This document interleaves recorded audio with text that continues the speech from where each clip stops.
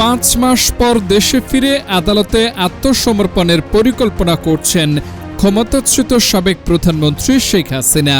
আন্তর্জাতিক বার্তা সংস্থা রয়টার্সকে দেওয়া এক টেলিফোন সাক্ষাৎকারে তিনি জানান, আগামী ডিসেম্বরের দিকে ভারত থেকে বাংলাদেশে ফিরে তিনি এবং আওয়ামী লীগের জ্যেষ্ঠ নেতারা স্বেচ্ছায় আদালতে আত্মসমর্পণ করতে চান।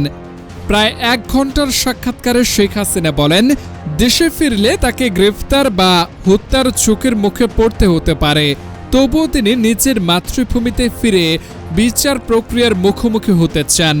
তার ভাষায়, দলের নেতাকর্মীরা ভয়াবহ দমন-পীড়নের শিকার হচ্ছেন এবং তিনি তাদের সঙ্গে একই পরিণতি ভোগ করে নিতে প্রস্তুত। 2024 সালের ছাত্র জনতার আন্দোলনের মুখে ক্ষমতা হারিয়ে শেখ হাসিনা ভারতে আশ্রয় নেন।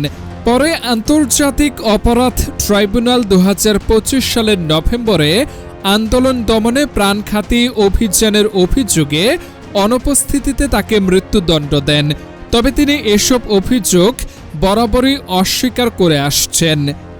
সাক্ষাৎকারে শেখ হাসিনা দাবি করেন, বাংলাদেশ সরকার তাকে ফেরত আনতে ভারতের কাছে একাধিকবার অনুরোধ জানিয়েছে। তবে তিনি বলেন, প্রত্যর্পণের অপেক্ষায় নয়, নিজ উদ্যোগেই দেশে ফিরে আদালতে আত্মসমর্পণ করবেন। তার সঙ্গে নির্বাসনে থাকা আওয়ামী লীগের আরও কয়েকজন জ্যেষ্ঠ নেতাও একই পরিকল্পনা করছেন বলে তিনি জানান। এদিকে শেখ হাসিনার এই বক্তব্যের বিষয়ে বাংলাদেশ সরকারের পক্ষ থেকে তাৎক্ষণিক কোনো মন্তব্য পাওয়া যায়নি। ভারতের পররাষ্ট্র মন্ত্রণালয়ও এ বিষয়ে প্রতিক্রিয়া জানায়নি। আওয়ামী লীগ পুনর্গঠনের প্রচেষ্টার কথাও উল্লেখ করে শেখ হাসিনা বলেন, জনগণই তার দল ও সরকারের চূড়ান্ত বিচার করবে। তিনি বিশ্বাস করেন, আদালতে বিচার প্রক্রিয়া শুরু হলে সত্য উদ্ঘাটিত হবে এবং দেশের মানুষ নিজেরাই সিদ্ধান্ত নেবেন।